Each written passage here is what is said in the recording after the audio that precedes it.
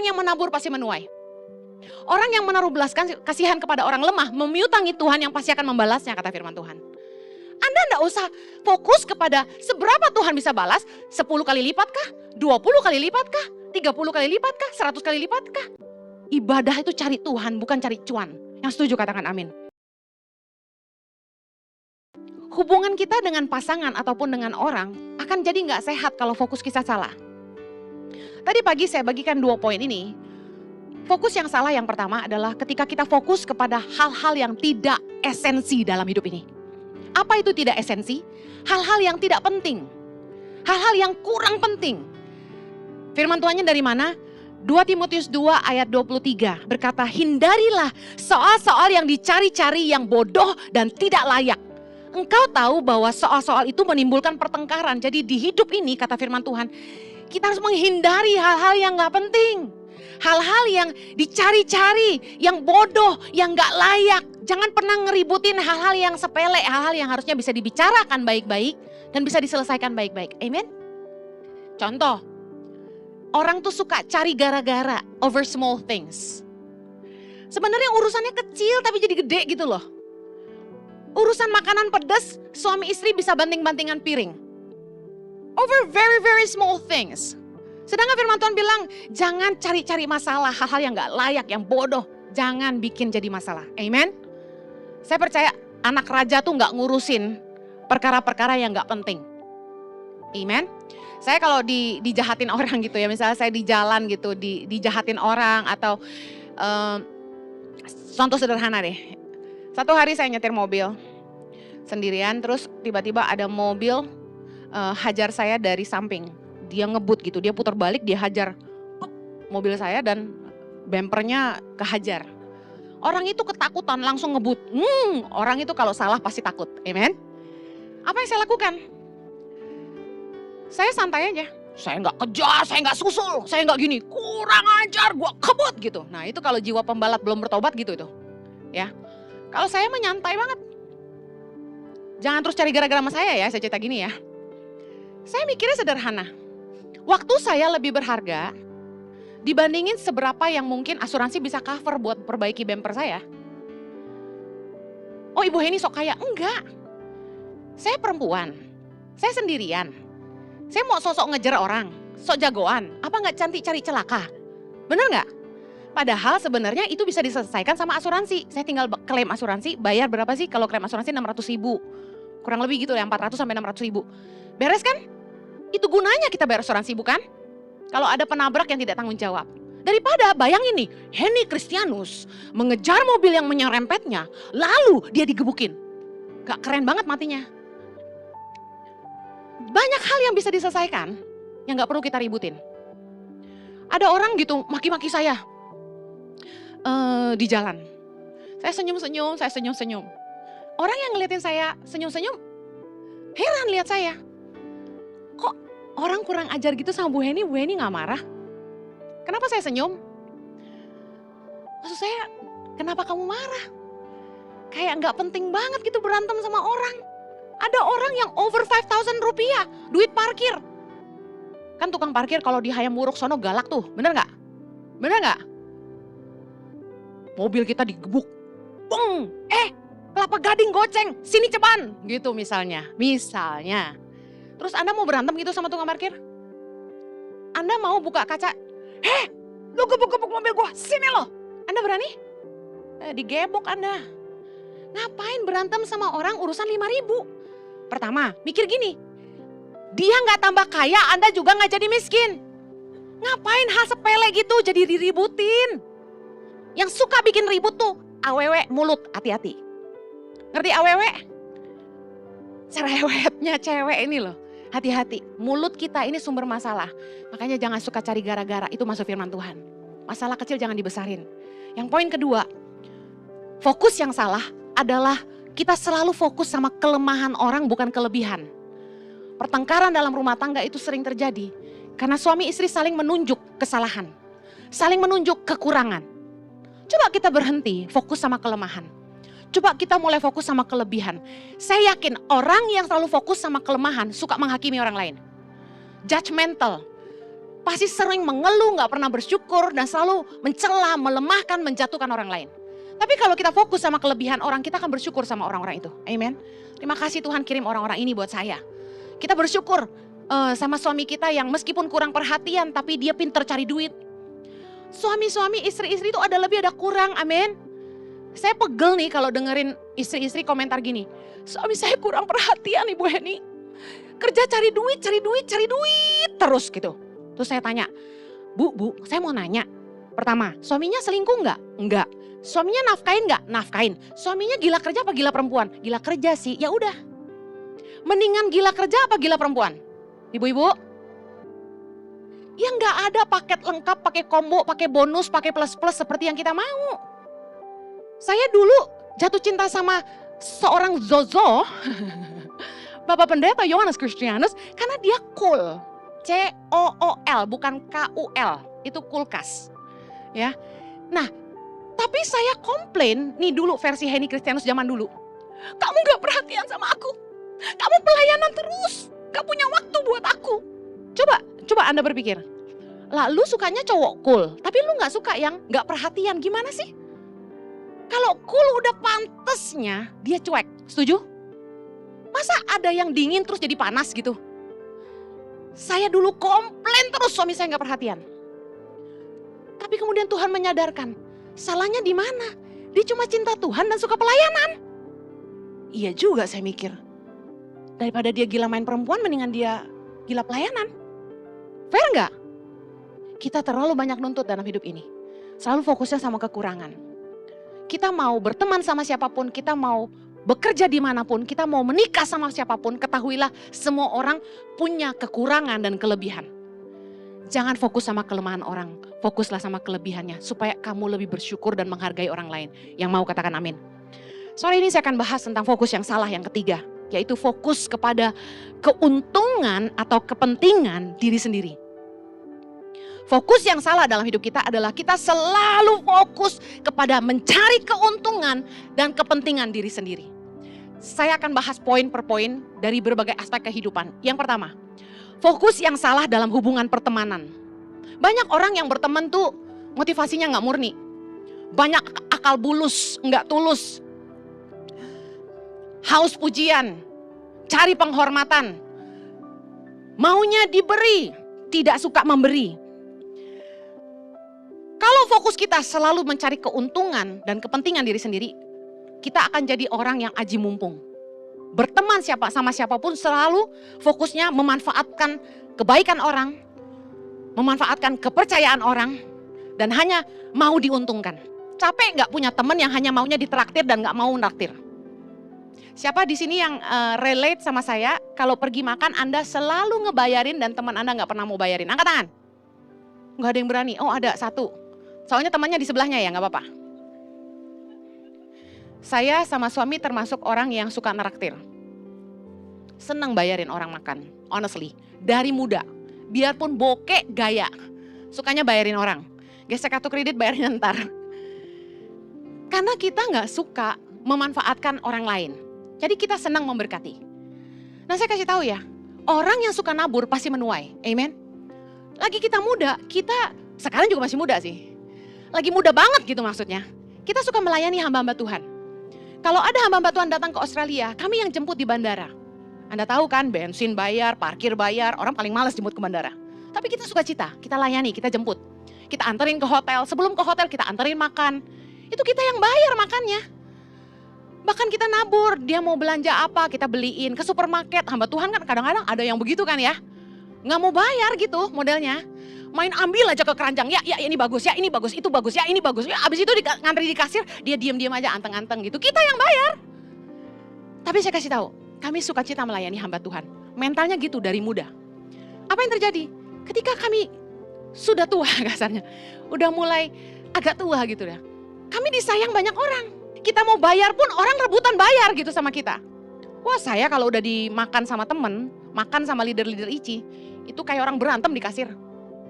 Tapi saya selalu menang, karena saya sudah ahli. Mereka colok kartu kredit, saya cabut kartunya, jadi dia gak bisa masukin PIN. Saya kantongin kartu kreditnya, diem gak saya bilang. Akhirnya saya yang bayar, menang satu kali.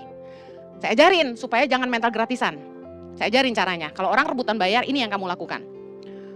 Saya ngomong ke kasirnya, saya tatap matanya dan saya bilang gini, Mbak denger ya, ini tamu saya.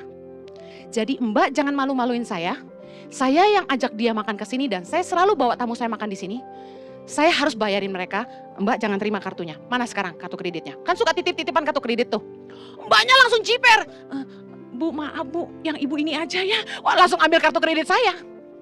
Sekali lagi saya bilang gini, Mbak lihat nih kartu kredit saya lebih bagus kan warnanya? Yang itu bukan asli, balikin. Ya. Jadi saya lakukan sedaya upaya, pokoknya saya yang bayar gitu. Mau lu kaya, mau lu miskin, gue yang traktir. Kenapa? Saya paling takut omongan orang. Saya paling gak mau jadi batu sandungan. Bukan saya sok kaya. Mertua saya kemarin baru pulang ke Australia, dia kasih nasihat. Bukan papa ya, mama bilang gini. Hen, jangan traktir-traktir orang terus. Nanti orang bilang kamu sok kaya, karena dia tahu saya suka bayarin makan.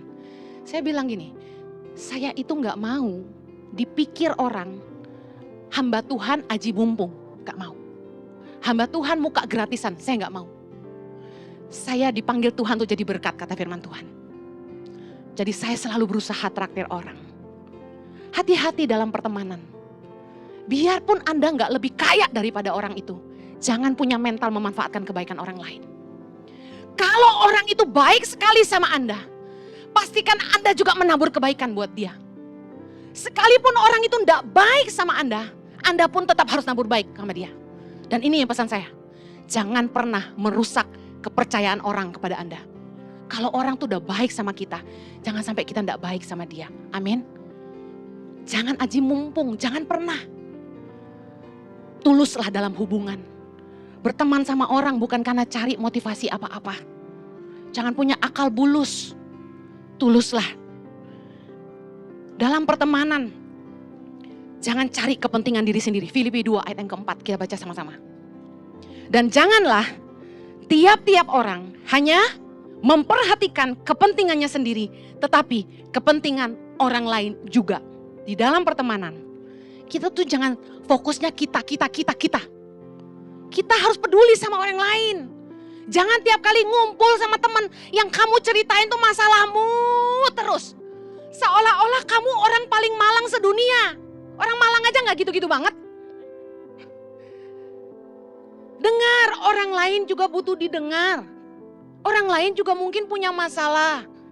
Mereka senyum-senyum aja sama kita, tapi belum tentu hidupnya baik-baik aja. Setiap kali ada yang say hello sama saya selalu bilang, kamu gimana kabarnya? Setiap kali ada yang WhatsApp saya selalu tanya, kamu gimana kabarnya? Dan kalau bilang, hai Ci, saya selalu tanya gini, how can I help you? Ayo sama-sama yuk, how can I help you? Miliki attitude, kamu harus jadi berkat. Jadi kalau orang cari kamu, biarpun kamu tahu, tuh kan kalau butuh baru nyari. Biasa teman gitu gak? Iya apa ya? Even though it is true, tapi selalu tanya, how can I help you? Membangun budaya dalam dirimu. Aku harus selalu jadi berkat. Jangan selalu cerita problem. Tanya, gimana kabar kamu? Saya kalau ketemu leader-leader ICI sama suami saya, 3 hal yang saya tanyakan. Saya mau sharing, biar Anda juga belajar. Pertama, bagaimana usahamu? Kalau dia kerja, gimana kerjaanmu? Oke? Wah, di situ mereka akan mulai cerita struggle di kerjaan, struggle di usaha. Yang kedua, tanya, gimana keuanganmu? Aman? Akhirnya ada yang cerita, saya bikin kesalahan Kak, saya butuh modal usaha, saya pinjol. Wah, saya sedih banget. Gak cuma nanya, bantu mikirin jalan keluar. Saya segera kontak, oke bro, ini lu ada kerjaan kontraktor kan? Kira-kira bisa gak bagi-bagi proyek nih, gue punya orang nih, teman baik, bisa bantu gak? Saya jodoh-jodohin biar bisa dibantu, biar bisa dikasih proyek supaya dia punya uang, jadi dia bisa bayar hutang, bisa paham maksud saya? Jangan cuma nanya karena kepo. Yang lebih parah, gak cuma kepo, buat diomongin ke orang-orang, parah. Jangan jadi teman yang begitu. Kalau orang percaya sama kamu, kamu harus bisa jaga rahasia. Semua pegang mulutnya. Saya harus bisa dipercaya. 1, 2, 3. Kalau orang tuh cerita sama kita harus jaga kepercayaan orang. Itu nilai pertemanan. Amen. Jangan cuma mikir keuntungan pribadi. Lalu yang ketiga yang saya tanya, kalau dia sudah nikah saya akan tanya gini, gimana pernikahan kamu? Wah, disitulah mulai banjir air mata biasanya, ya. Atau kalau dia masih jomblo, paling kita langsung tanya, gimana nih kok belum nikah? Enggak sih, karena saya tahu jomblo sebel ditanya gitu. Saya langsung biasa tanya, gimana? Udah ada calon? Belum Ci, gimana ya Ci? Nah di situ kita mulai ngobrol, kita mulai dengerin dia curcol. Disitulah saya mulai menemukan ada orang-orang yang kami mentor, dia mengaku dosa. Iya nih aku lemah, aku ternyata bisex, nggak suka perempuan, lebih suka laki-laki dan sebagainya. Disitulah kami bisa melayani orang-orang dan memulihkan mereka. Kalau kita judgmental, wah parah lu, siapapun nggak bisa dipulihkan dalam hidupmu.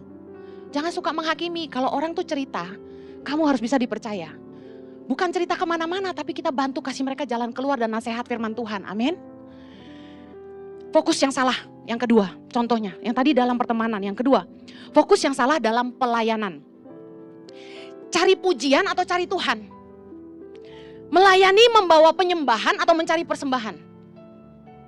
Banyak orang yang pelayanan karena sukarela, tidak dibayar, itu punya mentalitas gini, udah gua gak dibayar, gak dihargai gitu. Sering dengar gak? Udah gua gak dibayar gitu kan. Selalu kata-kata udah gak dibayar.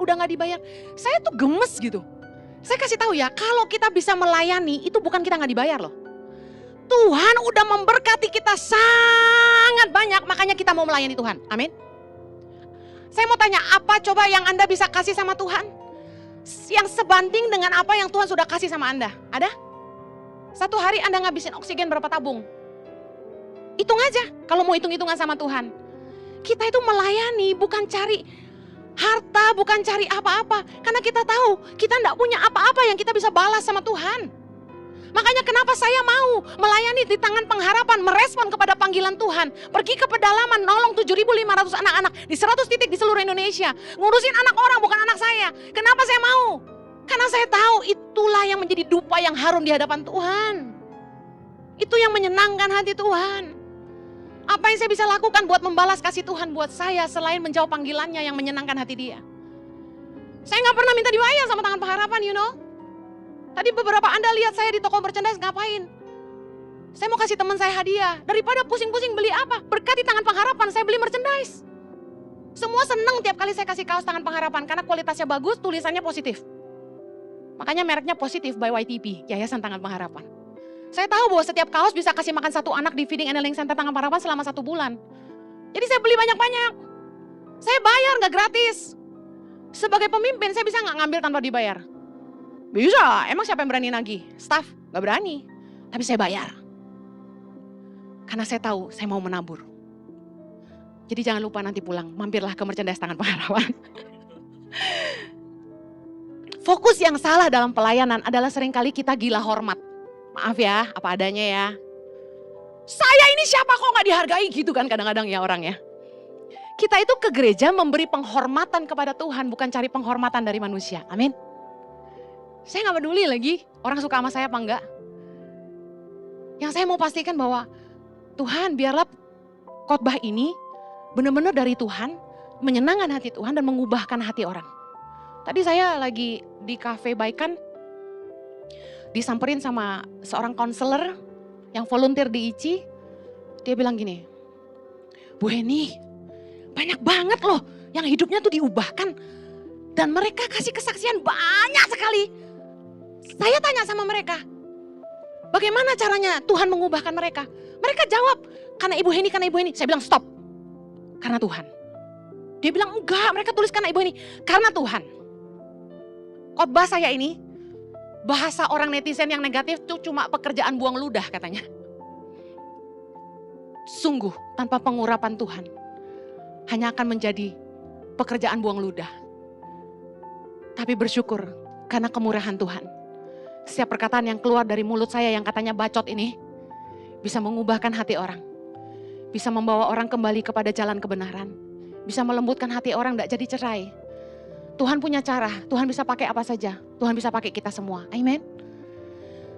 Itulah sebuah sukacita yang saya rasa tidak bisa dibeli dengan uang. Amin. Saya kalau bisa beli keselamatan buat anak-anak saya bayar berapapun harganya. Setuju nggak? Masalahnya keselamatan nggak bisa dibeli dengan uang. Hanya karya Roh Kudus yang bisa melembutkan dan mencelikkan mata hati kita sehingga kita berbalik kepada Allah. Karena itu hargailah kasih karunia. Menurut saya, apapun yang kita bisa lakukan buat Tuhan, pelayanan yang kita lakukan buat Tuhan, nggak ada artinya dan tidak sebanding dengan semua yang Tuhan sudah buat untuk kita. Yang setuju bilang amin. Jadi kita datang melayani bukan cari penghormatan dari manusia, tapi kita membawa penghormatan kepada Allah. Galatia 1 ayat 10 sama-sama saya baca. Jadi bagaimana sekarang? Adakah ku cari kesukaan manusia atau kesukaan Allah? Adakah ku coba berkenan kepada manusia? Sekiranya aku masih mau mencoba berkenan kepada manusia, maka aku bukanlah hamba Kristus. Fokus yang salah dalam pelayanan. Seringkali kita cari penghormatan dari manusia, seringkali kita cari pujian, bukan cari Tuhan. Dan seringkali kita mengejar persembahan, bukan membawa penyembahan. Yang berikutnya, fokus yang salah dalam ibadah. Cari berkat, bukan cari Tuhan. Cari cuan, bukan cari Tuhan. Satu kali ada jemaat gereja lain, ketemu sama saya. Adiknya pengerja di gereja ini. Dia bilang apa sama saya? Bu Eni, kalau saya berjemaat di gereja tetangga, bukan tetangga sebelah, bukan. Pokoknya gereja lain, bukan di Moy. Jauh gerejanya. Terus saya tanya, oh ya, Bapak tinggalnya di mana? Oh saya tinggal di Bogor, tapi saya gerejanya di sana. Oh luar biasa. Saya di sana tuh, saya senang dia bilang. Kenapa? Kalau saya nabur perpuluhan, baliknya cepet dia bilang. Paham gak? Wah saya harus ulangi nih kayaknya, belum paham semuanya. Kalau saya ngasih perpuluhan ke gereja saya, dia bilang, itu baliknya cepet banget. Cuan saya tambah banyak, dia bilang gitu. Saya diberkati berlimpah-limpah, dia bilang. Terus ditanya sama saya, kalau nabur di ICI, cuannya cepet gak teh? Baliknya cepet gak, dia bilang gitu. Kacau, saya bilang, ada orang gini, model gini. Kalau tadi Pak Jojo khotbah tentang Kristen progresif, ini Kristen apa nih? Jadi gue bingung, cari Tuhan apa cari berkat? Ke gereja itu cari Tuhan apa cari berkat? Cari parkir Bu Heni, betul, cari parkir dulu. Ya. Makanya datangnya ibadah 5 aja lebih enak ya kan? Jam 10 paling hektik. Harusnya fokus kita datang beribadah itu untuk membawa penyembahan, bukan cari persembahan. Kita datang tuh harusnya hati kita tulus sama Tuhan. Tuhan udah berkati kita. Dari Senin sampai Sabtu, Minggu itu kita nyempetin waktu untuk ibadah. Jangan lagi di sini udah customer diuntungin, Tuhan juga mau diuntungin. Saya kasih tahu, orang yang menabur pasti menuai. Orang yang menaruh belas kasihan kepada orang lemah, memiutangi Tuhan yang pasti akan membalasnya, kata firman Tuhan. Anda enggak usah fokus kepada seberapa Tuhan bisa balas, 10 kali lipat kah? 20 kali lipat kah? 30 kali lipat kah? 100 kali lipat kah? Adu-aduan gitu antar gereja. Kalau lu nabur di gereja gua, baliknya 10 kali lipat gitu misalnya. Yang lain bakal lawan. Kalau di gereja gua 30 kali lipat. Oke, kalau lu nabur di sini, lu akan nuai 50 kali. Wah, adu deh, semua deh. Tergantung kuat-kuatan pendeta ngedoain gitu kan. Ampun deh gue. Jangan gitu. Punya mentalitas kita tuh udah diberkati Tuhan terlalu banyak. Ibadah itu cari Tuhan, bukan cari cuan. Yang setuju katakan amin. Jadi umat harus dewasa. Fokus yang salah apalagi? Fokus yang salah dalam berkarya. Orang yang fokusnya salah dalam berkarya, dia gak ngerti bahwa pekerjaan merupakan kesempatan untuk berbuah. Katakan sama-sama saya, pekerjaan merupakan kesempatan untuk saya berbuah. Makanya orang yang nganggur gak bikin apa-apa dengan hidupnya gak berguna. Nah makanya, kalau kita kerja, kita ngerti, tempat pekerjaan itu merupakan kesempatan kita berbuah. Jadi berguna bagi sesama dan kerajaan sorga. Jangan fokusnya upah. Jangan kerja asal-asalan. Carilah pekerjaan yang sesuai dengan potensi yang Tuhan tanam dalam hidup kita. Kalau kamu ahlinya tukang masak, jangan kerja jadi akunting.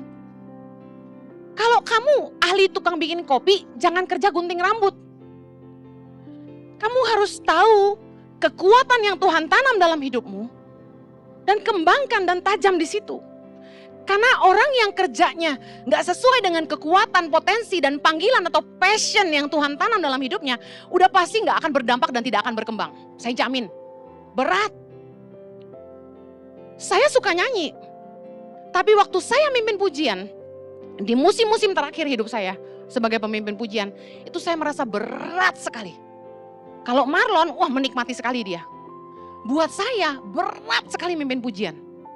Kayak harus bikin-bikin atmosfer gitu. Miri lagu tuh jadi beban.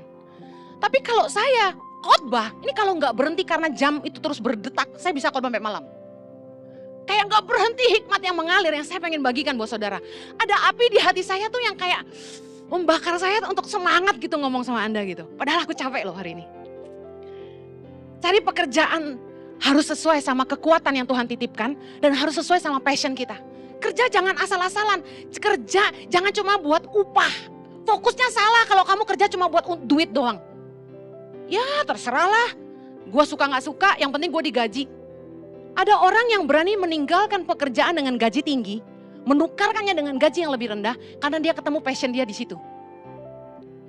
Saya lebih menghargai orang yang demikian. Karena hidup ini gak selalu diukur dengan uang. Kebahagiaan itu gak selalu diukur dengan uang. Amen. Tapi ketika kita tahu hidup kita tuh berguna. Kita tahu ketika hidup kita itu jadi berkat. Kita tahu bahwa kita dibutuhkan. Kita tahu bahwa kita maksimal di situ. Kita bahagia. Yang mengerti katakan amin. Yang terakhir saya akan setelkan video tapi sebelumnya saya mau bilang ini. Ada orang-orang yang fokusnya salah dalam berbisnis. Orang dagang tentu pengen dapat untung. Amin. Gak ada orang dagang gak mau untung. Tapi banyak orang yang fokusnya salah dalam berbisnis. Fokusnya pengen cepat kaya. Nah, kalau fokusnya ingin cepat kaya, yang terjadi gini, kamu menjalankan usahamu hanya profit oriented. Hanya profit oriented, fokusnya keuntungan, cuan. 1 Korintus 10 ayat 24, kita baca sama-sama, ayat terakhir. Jangan seorang pun yang mencari keuntungannya sendiri, tetapi hendaklah tiap-tiap orang mencari keuntungan orang lain. Kalau Anda berbisnis, inilah prinsip firman Tuhan buat Anda para pebisnis. Kalau Anda bangun bisnis apapun, miliki pemikiran begini. Usaha yang saya buat haruslah bermanfaat untuk hidup banyak orang. Katakan amin. Usaha saya haruslah berdampak positif buat masyarakat. Katakan amin. Usaha saya harus meningkatkan kualitas hidup masyarakat. Katakan amin. Usaha saya harus jadi berkat buat orang lain. Banyak pengusaha-pengusaha yang mentalnya cuma buat cuan. Akibatnya mereka bikin produk, kualitas tidak dijaga. Dampak kesehatan konsumer tidak dipertimbangkan. Kebersihan tidak dijaga. Customer service tidak baik. Karena apa? Kalau bisa untungnya sebesar mungkin. Kan gitu kan? Saya pernah nginep di hotel yang selimut sama spraynya tuh gak diganti, kacau gak? Saya bisa cium bau orang tidur di situ, masih bau asem gitu. Dia gak mikir high hygienic, kesehatan, kebersihan, keuntungan customer. Dia mikir gini, kalau gua laundry biaya keluar banyak, mendingan 2-3 orang tidur, laundry sekali. Ini orang yang mikirnya cuan. Orang yang bikin lipstick hanya untuk keuntungan. Mereka gak mikir, itu lipstick punya kandungan yang menyebabkan kanker gak buat para wanita. Orang bikin produk makanan, dia gak mikir, ini mengandung zat-zat yang bahaya gak untuk kesehatan orang. Banyak anak-anak di zaman sekarang terkena kanker, kolesterol. Orang tua harus bijaksana memilih makanan anak-anak mereka. Saya bertobat. Saya suka ngasih anak saya snack sampai suami saya bilang, stop kasih anakmu micin. Karena kita pikir kalau beli di luar negeri makanannya terjamin, belum tentu. Kita harus waspada. The best food is fresh food. Ibu-ibu, makanan yang sehat buat keluargamu adalah makanan yang segar. Ingat, dapurmu menentukan masa tuamu. Lihat tuayan orang-orang di masa tua. Karena habit makan mereka. Saya akhiri. Milikilah tujuan yang lebih besar dari sekedar upah. Milikilah tujuan yang lebih besar dari sekedar harta. Uang bisa dicari. Tapi saya kasih tahu, hidup ini bukan hanya tentang harta, uang, kekayaan. Kita harus punya tujuan yang lebih besar dalam berkarya. Miliki tujuan yang lebih besar daripada sekedar keuntungan dan harta yang Anda bisa dapat. Jadikanlah hidupmu berguna dan jadi berkat bagi sesama. Supaya nama Tuhan selalu dipermuliakan dalam hidup Anda. Yang mau katakan amin.